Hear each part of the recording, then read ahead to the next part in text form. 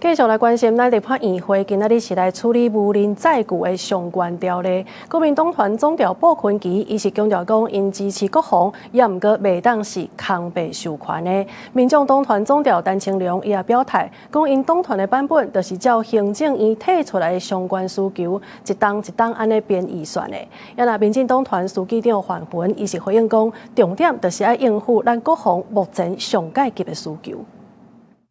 我們會現在會進去跟來建議協商，好不好？我們盡量尋求最大的。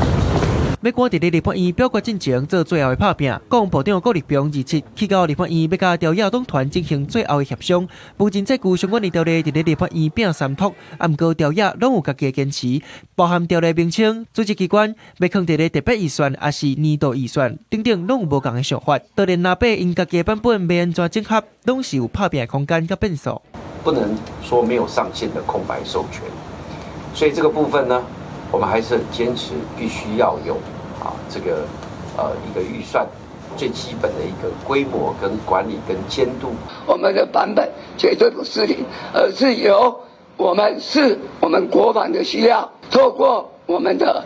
綱領的一個建構，由行政院來提出它的一個預算。若八是堅持要放在年度預算，不過甲行政院版本要用特別預算無同款。民進黨團是認為在野黨的版本較活產業支持，鼓勵為主，希望朝野會當求共識，先甲較要緊的國防敲好勢。國防的急迫需求的必須被滿足的情況下，那在野黨的版本那不能夠有明確的數額，而且限制每年多少，那它其實就會影響行政權。民進黨團閣再強調，支持行政院的版本，無人載具相關的條例拼三讀，有可能閣出現表決的大戰。記者綜合報道。